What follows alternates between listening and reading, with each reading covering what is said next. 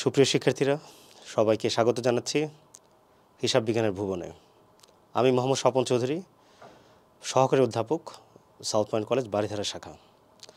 আমরা বিগত ক্লাসে আলোচনা করেছিলাম হিসাব বিজ্ঞানের পরিচিতি এই অধ্যায় নিয়ে। তো আমাদের মূল যে বেসিক জিনিসটা যে লেনদেন বা ট্রানজ্যাকশন, এই বিষয়টি তোমাদের নবম দশম শ্রেণীতে অধ্যায় 2তে পাবে, এবং যারা একাদশ দ্বাদশ শ্রেণীতে আছো তারাও অধ্যায় 2তে পাবে এটা। এবং মূলত যারা নবম দশম শ্রেণীতে বিজ্ঞান বিভাগে ছিলে এবং বিজ্ঞান বিভাগ থেকে বিভাগ পরিবর্তন করে তোমরা যারা একাদশ দ্বাদশ শ্রেণীতে এসেছো তাদের জন্য এই ক্লাসটা জরুরি। তো আমরা প্রথমে দেখি যে লেনদেন কি। লেনদেন ট্রানজ্যাকশন, এটা একটা ছবি। লেনদেন দেখো, যে হাত নিচ্ছে আর দিচ্ছে, তার মানে লেনদেন হচ্ছে দেয়া এবং নেয়া। এই যে একটা হাত দিচ্ছে আর এই হাতটা কী করছে, নিচ্ছে, মানে গিভ অ্যান্ড টেক। লেনদেন মানে হচ্ছে গিভ অ্যান্ড টেক। লেনদেনের ধারণা, কনসেপ্ট অফ ট্রানজ্যাকশন। এখানে দেখো, লেনদেন শব্দের আক্ষরিক অর্থ দেয়া ও নেয়া, গিভ অ্যান্ড টেক। ঠিক আছে, আক্ষরিক অর্থ দেয়া ও নেয়া, এই শব্দ দুটো দেখো, দেয়া এবং নেয়া, গিভ অ্যান্ড টেক। ঠিক আছে, কিন্তু এর আবিধানিক অর্থ হচ্ছে কিন্তু ট্রানজ্যাকশন মানে লেনদেন। কিন্তু লেনদেন শব্দের অর্থ, আক্ষরিক অর্থ হচ্ছে দেয়া নেয়া বা গিভ অ্যান্ড টেক। লেনদেন শব্দটির আবেদনিক অর্থ দেয়া নেয়া। হিসাব বিজ্ঞানের মূল উপাদান লেনদেন। যদি লেনদেনই না ঘটে তাহলে আমাদের হিসাবের বাকি যে উপাদানগুলো আছে সেগুলো একটাও কি হবে না, সংগঠিত হবে না। এই জন্য হিসাব বিজ্ঞানের মূল উপাদান লেনদেন। এটা অবজেক্টিভে আসে যে হিসাব বিজ্ঞানের মূল উপাদান কি। হিসাব বিজ্ঞানের মূল উপাদান হচ্ছে লেনদেন। লেনদেনকে আধুনিক হিসাব বিজ্ঞানের মূল ভিত্তি বলা হয়। লেনদেনকে আধুনিক হিসাব বিজ্ঞানের মূল ভিত্তি বলা হয়। এই লাইনটা একটু দেখো। লেনদেনের মাধ্যমে একটি পক্ষ সুবিধা গ্রহণ করবে এবং অপর পক্ষ সুবিধা প্রদান করবে। তো আমরা জানি যে পক্ষ সুবিধা গ্রহণ করবে তাকে আমরা কি বলে থাকি, তাকে আমরা বলে থাকি ডেবিট। ঠিক আছে, ডেবিট। আর যে পক্ষ সুবিধা প্রদান করবে তাকে আমরা বলে থাকি ক্রেডিট। আচ্ছা, কিন্তু হিসাব বিজ্ঞানের দৃষ্টিতে সকল আদান প্রদানকে লেনদেন বলা যায় না। মানে আদান প্রদান হলেই যে সেটাকে আমরা লেনদেন বলবো তা নয়। তো আমরা কাকে লেনদেন বলবো, আমরা একটু দেখি। লেনদেনের বৈশিষ্ট্য দেখো এখানে। লেনদেনের বৈশিষ্ট্যকে কি? লেনদেন আর্থিক অবস্থার পরিবর্তন। তোমার প্রতিষ্ঠানের আর্থিক অবস্থার কি ঘটাবে, পরিবর্তন ঘটাবে। যদি আর্থিক অবস্থার পরিবর্তন না ঘটায় তাহলে এটা লেনদেন হবে না। যেমন মনে করো, তুমি মিস্টার সবুজের কাছ থেকে নগদে 10,000 টাকার পণ্য ক্রয় করলে। ঠিক আছে, তো পণ্য ক্রয় করার ফলে কী হলো, তোমার নগদ টাকা কী হলো, মিস্টার সবুজের কাছে চলে গেল, নগদ টাকা চলে গেল, যার ফলে তোমার কি আর্থিক অবস্থার পরিবর্তন হলো। তাহলে ব্যবসার আর্থিক অবস্থার পরিবর্তন হলে তাকে আমরা কী বলতে পারি, লেনদেন বলতে পারি। অর্থের অঙ্কে পরিমাপযোগ্য। অর্থের অঙ্কে পরিমাপযোগ্য মানে আমি যে ব্যবসায়িক ঘটনাটি ঘটলো সেটি অর্থের অঙ্কে পরিমাপযোগ্য কিনা, মানে অর্থ দিয়ে সেটাকে আমি কি করতে পারছি কিনা, পরিমাপ করতে পারছি কিনা, সেটা হচ্ছে মূল বিষয়। যেমন মনে করো, মা তার ছেলেকে একটা জামা কিনে দিল।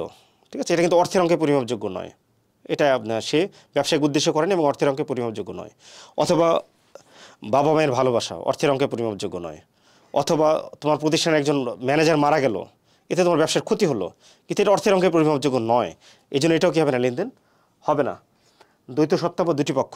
প্রতিটি লেনদেনে দুটি পক্ষ থাকবে, এক পক্ষ সুবিধা গ্রহণ করবে এবং অপর পক্ষ সুবিধা প্রদান করবে। ঠিক আছে, তো আমরা ইতিমধ্যে জেনেছি যে পক্ষ সুবিধা গ্রহণ করবে তাকে আমরা কি বলছি, ডেবিট বলছি, এবং যে পক্ষ সুবিধা প্রদান করবে তাকে আমরা ক্রেডিট বলছি। স্বয়ংসম্পূর্ণ ও স্বতন্ত্র। স্বতন্ত্র মানে কি, আলাদা। প্রত্যেকটি লেনদেন থেকে কী হবে, আলাদা হবে। এতে তারিখ ভিন্ন হবে। ঠিক আছে, তারপর তোমার প্রত্যেকটা ঘটনা ভিন্ন হবে এবং লেনদেনের ধরনও কী হবে, ভিন্ন হবে। তাহলে এই জন্য আমরা বলে থাকি যে প্রত্যেকটা লেনদেন থেকে স্বয়ংসম্পূর্ণ স্বতন্ত্র হবে। লেনদেনের দৃশ্যমানতা কি অর্থ কী, যা দেখা যায়। ঠিক আছে, তাহলে দৃশ্যমানতা মানে হচ্ছে যে লেনদেন কিন্তু দৃশ্যমান এবং অদৃশ্যমান উভয় হতে পারে। আমরা যে দৃশ্যমানতা কী করি, লেনদেন দৃশ্যমান হতে পারে আবার অদৃশ্যমান হতে পারে।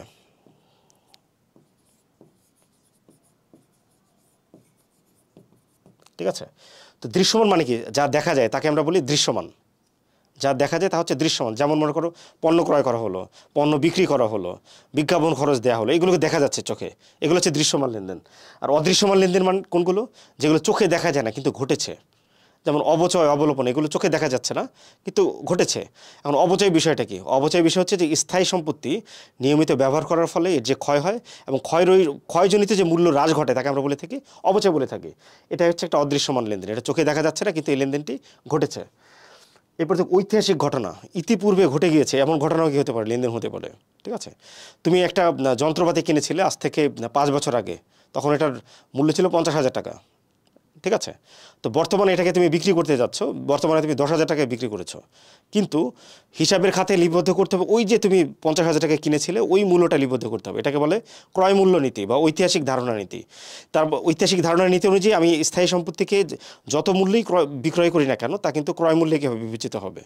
অথবা তুমি 5 বছর আগে তুমি কোনো দেনাদারের কাছে বাকিতে পণ্য বিক্রি করেছিলে, সেই লেনদেনের টাকা তুমি 5 বছর পরে কী করেছো, আদায় করতে পেরেছো। তাহলে ঘটনা কিন্তু সে ঘটেছে তোমার 5 বছর আগে, কিন্তু এটা আদায় করতে পেরেছো বর্তমানে।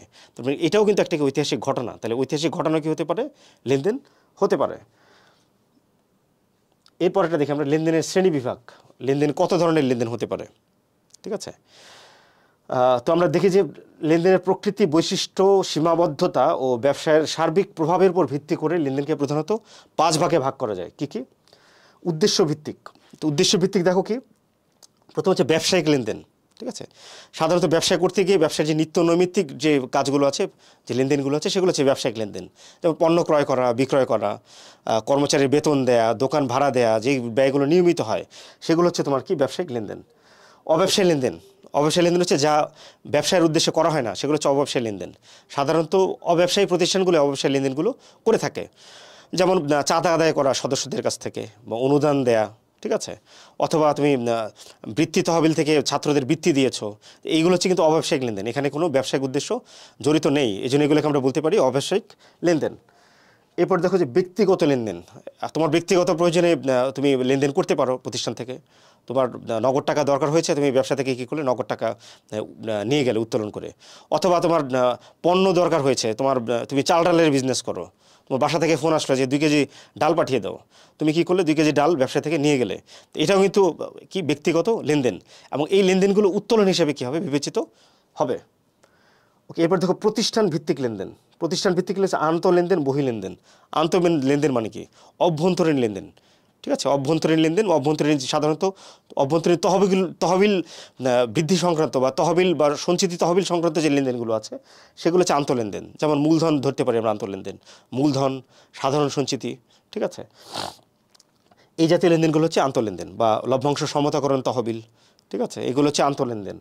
বহির্লেনদেন যেগুলো বাইরে যে লেনদেনগুলো হয়ে থাকে, যেমন আমরা বাকিতে পণ্য ক্রয় করলাম অথবা বাকিতে পণ্য বিক্রি করলাম, যেগুলো মানে প্রতিষ্ঠানের সাথে অন্য কোনো ব্যক্তি বা প্রতিষ্ঠানের যে লেনদেন, সেগুলো হচ্ছে কি বহির্লেনদেন।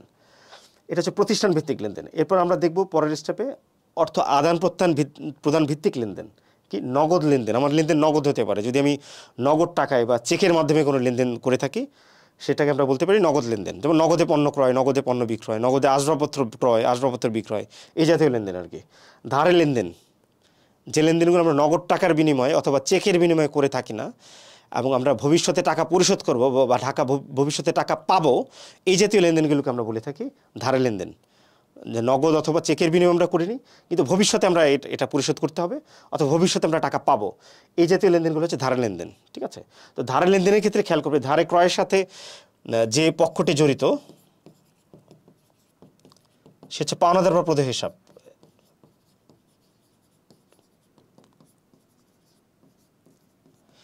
ধারে ক্রয়ের সাথে পাওনাদার বা প্রদেয় হিসাব জড়িত, মানে আমি যদি ধারে ক্রয় করে নিয়ে আসি, তাহলে পাওনাদার বা প্রদেয় হিসাবকে সে টাকা কী করতে হবে, পরিশোধ করতে হবে।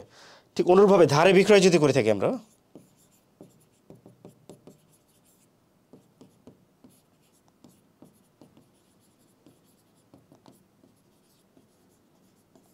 দেনাদার বা প্রাপ্য হিসাব, আমি যা বাকিতে বিক্রি করেছি, ধারে বিক্রি করেছি, আমি দেনাদারের কাছে নির্দিষ্ট সময় পরে কী পাবো, টাকাটা পাবো। তাহলে ধারে ক্রয়, ধারে বিক্রয়, এটা ধারে লেনদেন হতে পারে। ঠিক আছে, বহির্লেনদেন। বহির্লেনদেন হচ্ছে যে আমরা যদি কোনো কী করে থাকি, বাইরে যদি কোনো লেনদেন করে থাকি, কোনো বিনিয়োগ করে থাকি, ঠিক আছে, বা কোনো সঞ্চয়পত্র বা এই জাতীয় লেনদেনগুলো হচ্ছে বহির্লেনদেন। ঠিক আছে, বাহ্যিক লেনদেন। এরপর হচ্ছে তোমার কি দৃশ্যমান ভিত্তিক। দৃশ্যমান লেনদেন, অদৃশ্যমান লেনদেন।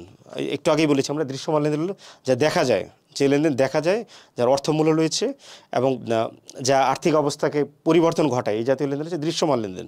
পণ্য ক্রয় বিক্রয়, বিজ্ঞাপন খরচ প্রদান, যন্ত্রপাতি ক্রয় বিক্রয়, এই জাতীয় যত প্রকার ব্যয় আছে সেগুলো হচ্ছে দৃশ্যমান লেনদেন। এরপর দেখো অদৃশ্যমান লেনদেন, যে লেনদেন চোখে দেখা যায় না কিন্তু লেনদেন হচ্ছে, এর অর্থমূল্য রয়েছে এবং আমাদের আর্থিক অবস্থারও পরিবর্তন ঘটাচ্ছে। এটা হচ্ছে অদৃশ্যমান লেনদেন, যেমন অবচয়, অবলোপন, কুঋণ, এগুলো হচ্ছে অদৃশ্যমান লেনদেন। ঠিক আছে, এরপর দেখো হচ্ছে উপযোগিতা ভিত্তিক লেনদেন। উপযোগিতা ভিত্তিক লেনদেন হচ্ছে এটা সময়ের সাথে জড়িত, সময়ের সাথে সাথে আমাদের উপযোগের কী ঘটে, পরিবর্তন ঘটে। যেমন মনে করো মূলধন জাতীয় লেনদেন। এই মূলধন জাতীয় লেনদেনটা কি? আচ্ছা, এখানে দেখো মূলধন জাতীয় লেনদেন। মূলধন জাতীয় লেনদেন হচ্ছে যে লেনদেনের টাকার অঙ্ক বড়, 1 বছরের বেশি সময়ের জন্য কি পাওয়া যায়, সুবিধা পাওয়া যায়, এই জাতীয়, এবং লেনদেনগুলো অনিয়মিত হয়। তো এই জাতীয় লেনদেনকে আমরা বলবো না মূলধন জাতীয় লেনদেন। যেমন যেমন আমরা যদি কোনো স্থায়ী সম্পত্তি ক্রয় করি, যেমন আসবাবপত্র ক্রয়, দালান কোঠা ক্রয়, ভূমি ক্রয়, যেগুলো অনেক দিন পর পর ঘটে, এই জাতীয় লেনদেনগুলো হচ্ছে তোমার কি মূলধন জাতীয় লেনদেন, এবং এগুলো টাকার অঙ্ক কী হয়ে থাকে, বড় হয়ে থাকে। ঠিক আছে, তাহলে মূলধন জাতীয় লেনদেন চেনার উপায় কি? টাকার অঙ্ক কী থাকবে, টাকার অঙ্ক বড় থাকবে, অনিয়মিত হবে, 1 বছরের বেশি সময়ের জন্য সুবিধা পাওয়া যাবে।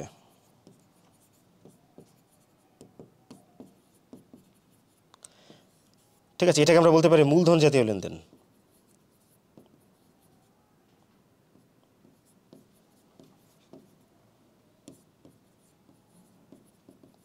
ঠিক আছে, তাহলে টাকার অঙ্ক বড়, অনিয়মিত হবে এবং 1 বছরের বেশি সময়ের জন্য সুবিধা পাওয়া যাবে, একে আমরা মূলধন জাতীয় লেনদেন বলে থাকি। আমরা এই মূলধন এবং মুনাফা জাতীয় লেনদেন আমি আলাদা আরেকটা ক্লাস নিব, সেটা তোমাদের অধ্যায় 4-এ আছে, নবম দশম শ্রেণীতে ওখানে। আর মুনাফা জাতীয় লেনদেন, যেমন এবং এই জাতীয় লেনদেনের উদাহরণ কি? এই জাতীয় লেনদেন হচ্ছে যে যদি আমরা স্থায়ী কোনো সম্পত্তি ক্রয় করি, যেমন অথবা স্থায়ী কোনো সম্পত্তি বিক্রি করি, এই জাতীয় লেনদেন হতে পারে মূলধন জাতীয় লেনদেন। যেমন ভূমি, দালান কোঠা, আসবাবপত্র ক্রয়, দালান কোঠা ক্রয়, এই জাতীয় লেনদেনগুলো হচ্ছে মূলধন জাতীয় লেনদেন, অথবা বিক্রয়, এগুলো। এরপর আমরা দেখি মুনাফা জাতীয় লেনদেন কোনগুলো। আচ্ছা, মুনাফা জাতীয় লেনদেন হচ্ছে যে লেনদেনের টাকার অঙ্ক ছোট, 1 বছরের কম সময়ের জন্য সুবিধা ভোগ করা যায়, এবং এই লেনদেন নিয়মিত হয়। ঠিক আছে, তাহলে এটা হচ্ছে কি, এই লেনদেন নিয়মিত হয়, টাকার অঙ্ক ছোট,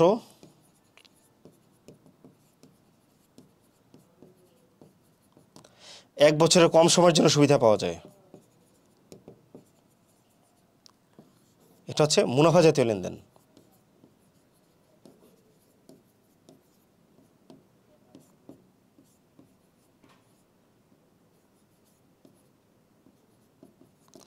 ঠিক আছে, এটা হচ্ছে মুনাফা জাতীয় লেনদেন। ওকে, তো মুনাফা জাতীয় লেনদেনের উদাহরণ কি? ক্রয়, বিক্রয়, বিজ্ঞাপন খরচ প্রদান, বিমা সালামি প্রদান। ঠিক আছে, এই জাতীয় যত প্রকার লেনদেন আছে যা নিয়মিত হয় তাই হচ্ছে মুনাফা জাতীয় লেনদেন।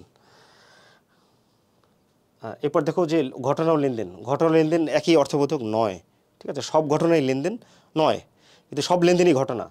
যেমন এখানে দেখো যে মানব জীবনে সংঘটিত প্রতিটি কাজকে ঘটনা বলে। ঠিক আছে, আমাদের জীবনে যা কিছু ঘটে প্রত্যেকটা ঘটনাই হচ্ছে ঘটনা, প্রত্যেকটা মুহূর্তে হচ্ছে ঘটনা। আর লেনদেন হচ্ছে যে ঘটনার দ্বারা ব্যবসার আর্থিক অবস্থার পরিবর্তন হয় তাকে লেনদেন বলে। মানে যে ঘটনার দ্বারা আর্থিক অবস্থার পরিবর্তন হবে তাকে আমরা লেনদেন বলতে পারবো, কিন্তু আর্থিক অবস্থার পরিবর্তন না হলে তাকে আমরা লেনদেন বলতে পারবো না।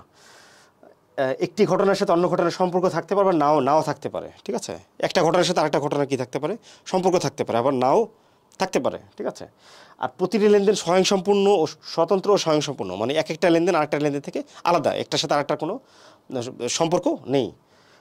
ঘটনা 2 প্রকার হতে পারে, আর্থিক, অনার্থিক। ঘটনা আর্থিক হতে পারে, অনার্থিক হতে পারে। ঠিক আছে, লেনদেনকে বিভিন্ন দৃষ্টিকোণ থেকে বিভিন্ন ভাগে ভাগ করা যায়। ঠিক আছে, যেটা আমরা একটু আগে দেখেছি। যে এরপর ঘটনা সংগঠনের জন্য কোনো পক্ষের দরকার হতে পারে, আবার নাও হতে পারে। ঠিক আছে, কিন্তু লেনদেন ঘটনার সংগঠনের জন্য 2টি পক্ষের দরকার হয়, 2টি পক্ষ ছাড়া লেনদেন হয় না। আর লেনদেনের পরিধি হচ্ছে তুলনামূলকভাবে সীমিত। ঘটনা সবসময় পণ্য বা সেবার বিনিময় হতে পারে, আবার নাও হতে পারে। ঠিক আছে, কিন্তু লেনদেন শুধুমাত্র পণ্য বা সেবার বিনিময় হতে হবে। পণ্য বা সেবার বিনিময় না হলে একে আমরা লেনদেন বলতে পারি না। আর ঘটনার জন্য প্রামাণ্য দলিল আবশ্যক নয়, মানে ঘটনা ঘটেছে এটার জন্য প্রামাণ্য দলিল আবশ্যক নয়, কিন্তু লেনদেনের জন্য প্রামাণ্য দলিল থাকা আবশ্যক। তুমি যে লেনদেন করেছো তার ডকুমেন্ট থাকতে হবে, প্রামাণ্য দলিল থাকতে হবে। যদি সে দলিল না থাকে তাহলে ওই লেনদেন বৈধতা পাবে না। এরপর দেখো আমরা একটু কিছু লেনদেনকে দেখি। ঘটনা যদি লেনদেন হয় তাহলে আমরা কী করতে পারি, লেনদেন হলে আমরা টিক চিহ্ন দিব, আর লেনদেন না হলে কী করবো, আমরা ক্রস দিব। ঠিক আছে, যেমন এখানে দেখো কিছু উদাহরণ আছে, যেমন বিক্রয়ের উদ্দেশ্যে আসবাবপত্র ক্রয় 20,000 টাকা, এটা কি লেনদেন? হ্যাঁ, এটা লেনদেন।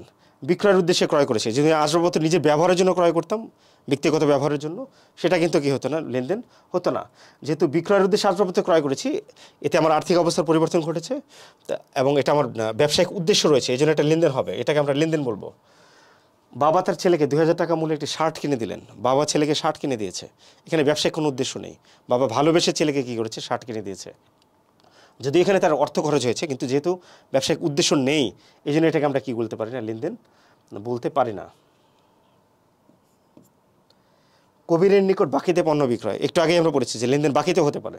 কবিরের নিকট বাকিতে পণ্য বিক্রয়, এটা একটা লেনদেন, কারণ টাকা আমি এখন পাইনি কিন্তু ভবিষ্যতে পাবো।